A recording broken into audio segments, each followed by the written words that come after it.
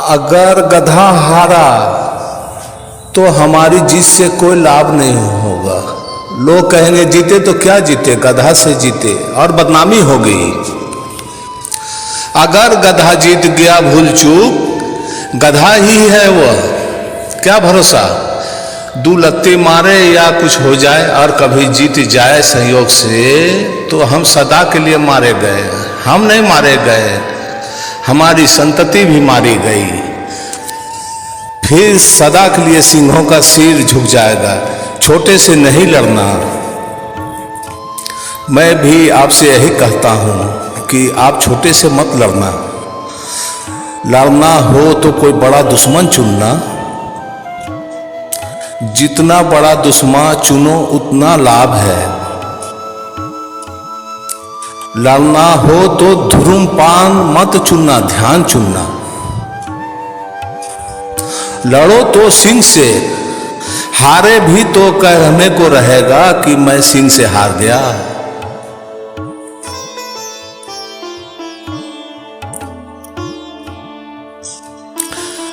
जीते तब तो कहना ही क्या, दोनों हाथ में लड्डू होंगे। छोटे से मत लड़ना। आचार्य तुलसी ने मुझे एक बार निमंत्रित किया था एक सम्मेलन में। मैंने उनसे कहा कि अनुव्रत शब्द मुझसे नहीं जमता। छोटी छोटी बातों में मैं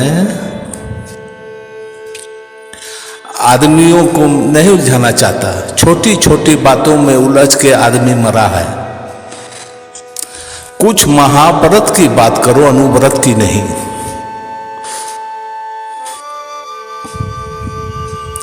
और ये बड़े मजे की बात है कि छोटे से आदमी अक्सर हार जाता है और बड़े से जीत जाता है। ये पहली बड़ा बेबूझ है। इसके पीछे बड़ा मनोविज्ञान है। छोटे से आदमी क्यों हार जाता है? पहली तो बात यह है कि छोटे से जो लड़ने चला है उसने अपने को बहुत छोटा ही मान लिया है। पर्थले उसका भरोसा ही बहुत छोटे का हो गया है। जो आदमी सिगरेट से लड़ने चला है या पान से लड़ने चला है, इसी तरह की छोटी मोटी बातों से लड़ने चला है, उसने अपनी क्षुद्रता स्वीकार कर ली। इसी स्वीकार में हार है।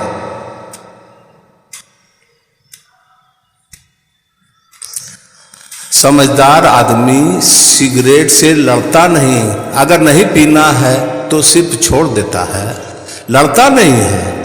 नहीं पीना है तो नहीं पीता। कौन कहता है कि पियो? सिर्फ छोड़ देता है। बिना लड़े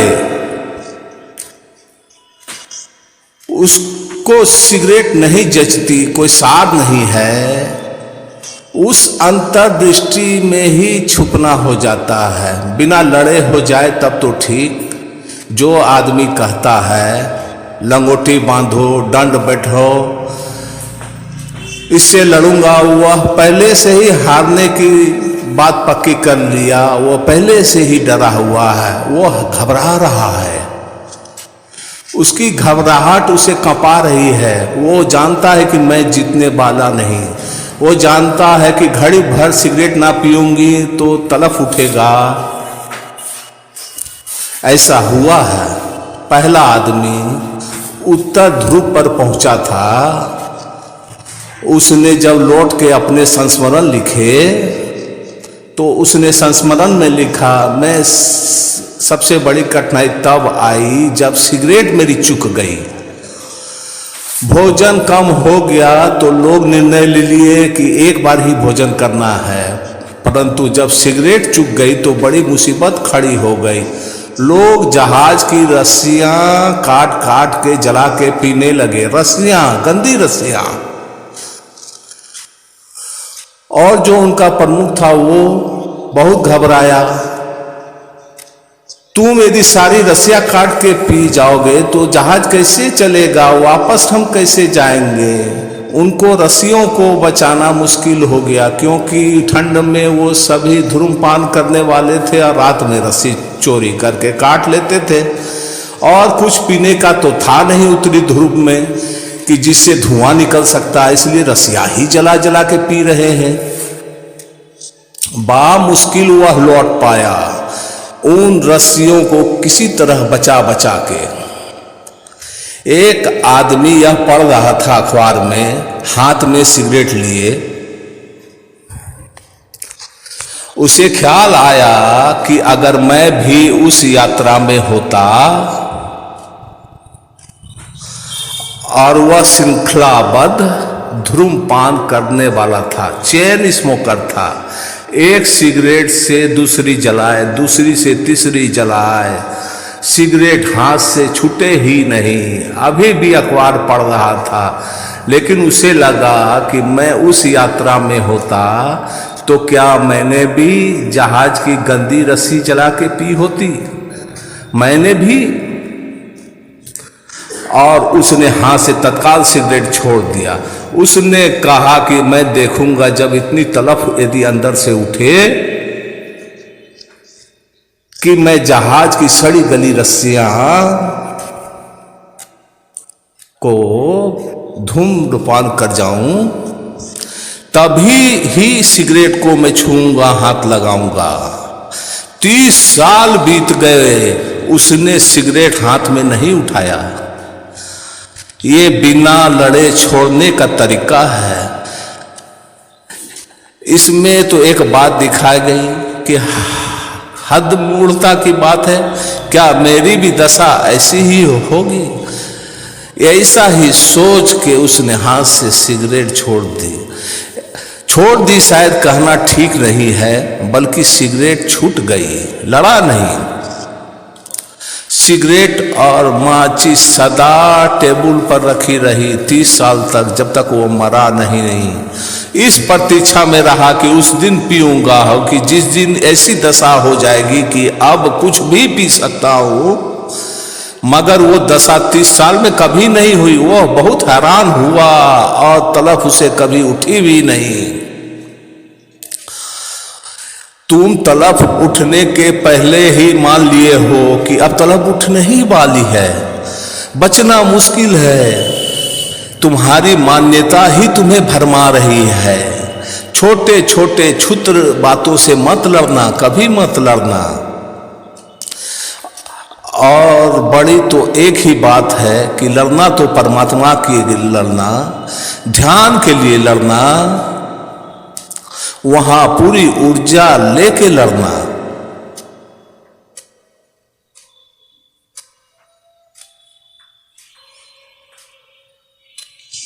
इस विराट की लड़ाई में तुम अकेले भी नहीं रहोगे।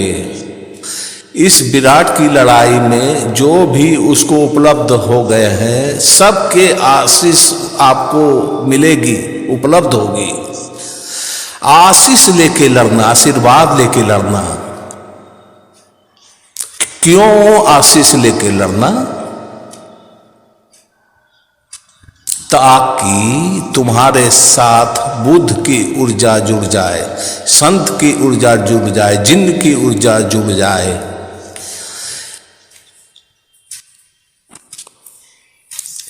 किसी संत का भाग्य अपने साथ जोड़ लेना, ये ही आशीष का अर्थ है। जब किसी संत का भाग्य अपने भाग्य से जोड़ा जा सकता है, तो नासमझ ही जो है ये ना करता है।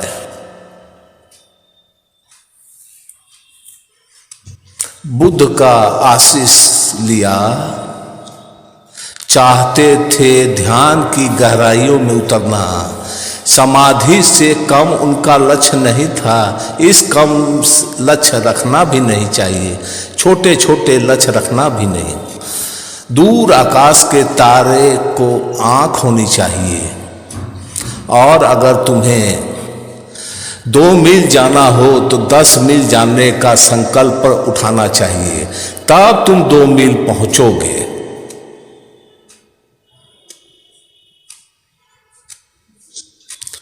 जितना तुम्हें पाना हो उससे बड़ा संकल्प रखना। यदि तुम्हें वीडियो बनना हो तो डीसी बनने की सोचना, लेकिन अक्सर लोग उल्टा कर लेते हैं। जाना तो चाहते हैं सूरज पर, संकल्प पर बड़ा छोटा सा जो दिए तक भी पहुंचने का नहीं होता, तो फिर सूरज तक कैसे पहुंचोगे। संकल्प तो बहुत बड़ी होनी चाहिए।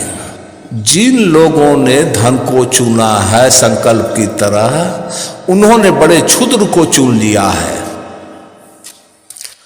जिन्होंने ध्यान को चुना उन्होंने ही ठीक चुना। चुनौती बड़ी चाहिए ताकि तुम्हारे भीतर सोई हुई शक्तियां जाग जाए। इसलिए क्षुद्र के साथ लड़ाई में हार हो जाए। क्षुद्र के चुनौती में तुम्हारी शक्ति जो भीतर सोई हुई है जागती नहीं है। शक्तियां जागती तभी हैं जब उसके सामने बहुत बड़ा चुनौती खड़ी हो जाए। जितनी बड़ी चुनौती होगी उतना ही विराट तुम अपने भीतर जागते हुए पाओगे। चुनौती का सामना करना है, चुनौती से जूझना है। तुमने कभी ख्याल किया, अगर किसी कठिनाई के समय में तुम जूझ पड़ते हो तो तुम्हारे भीतर बड़ी ऊर्जा होती है। समझो कि जैसे घर में आग लग गई, तुम थके मांदे आए थे कि 7 दिन से यात्रा कर रहे थे, सारा शरीर टूट रहा था, तुम बिल्कुल थके मांदे थे और भूखे थे और चाहते थे किसी तरह भोजन करके गिर पड़ूं बिस्तर पर और खो जाऊं 2 दिन के लिए बिस्तर पर, ताकि उठना ना पड़े। घर आए, खाने की तो बात दूर, देखा घर में आग लगी है, लपटें उठ रही है, तुम सब चीज भूल गए। 7 दिन की थकान, शरीर का टूटा फूटा होना, दुख, निंद्रा सब तुम्हारा तिरोहित हो गया। एक क्षण में कोई ज्योति तुम्हारे भीतर भभक के उठी और एक ऊर्जा उठी और तुम जूझने लगे उस लपटों से। अब शायद तुम रात भर आग से लड़ते रहोगे और तुम्हें नींद नहीं आएगी, मन बेचैन रहेगा। और पहले तुम सोच रहे थे कि घड़ी भर भी मुझे जागना पड़ा, भोजन तैयार होने में भी प्रतीक्षा करनी पड़ी, तो मैं सो जाऊंगा, गिर जाऊंगा, बहुत थका हूं। अब क्या हुआ, ये तुम्हारे अंदर कहां से आ गई ऊर्जा? क्योंकि तुम्हारे सामने बड़ी चुनौती खड़ी हो गई। उस बड़ी चुनौती के कारण ही तुम्हारे अंदर ऊर्जा आई। चुनौतियां चुनना बड़ी कुशलता की बात है, और अगर चुनना ही तो अत्यंतिक कहो, चुनो समाधि को, निर्वाण, मोक्ष, परमात्मा, जो नाम देना चाहो, मगर जो परमात्मा को पाने की प्रबल अभिच्छा से खड़ा होता है, उसके भीतर सोई हुई सारी सोई हुई अंतर शक्तियां जाग जाती है, उसके जड़ें तक कांप जाती है, उसके भीतर जो भी छिपा है सब प्रकट हो जाता है। क्योंकि इस बड़ी चुनौती के सामने कुछ भी अंदर छिपा के नहीं रखा जा सकता, सब चीज दांव पर लगाना ही होगा, तब यात्रा पूरी होगी। इसलिए कहता हूं छोटी मोटी चीज से लड़ोगे तो हारोगे, क्योंकि तुम्हारे अंदर सोई शक्तियों को चुनौतियां नहीं मिलती। अब सिगरेट नहीं पीना, ये बात सुनते ही तुम्हारी आत्मा जागने वाली। आत्मा कहेगी पियो ना पियो, ठीक है ना, कोई बात नहीं है, सब ठीक है। फिर नमक नहीं खाएंगे, आज भोजन में घी नहीं लेंगे। इन सब क्षुद्र बातों से कुछ नहीं होता कि पानी छान के पिएंगे, 1 गिलास ही पानी पिएंगे, इन सब क्षुद्र बातों से कुछ नहीं होता। ऐसी कोई चुनौती जो तीर की तरह चुभ जाए, घिस जाए भीतर तक, कि जो अंदर सोए हुए सारे शक्तियों को कपा दे, झंझावात आ जाए, तूफान की तरह आए और तुम्हें ऊपर उठा जाए। ऊपर उठने में, पहुंचने में तुम्हारी अंतर शक्ति ही काम करेगी। लेकिन फिर भी काश तुम्हें आशीष भी मिल जाए। उनका जो पहुंच गए, उनका जिन्होंने आशीष पा लिया है, उनके हाथ का सारा उन्हें मिल जाएगा।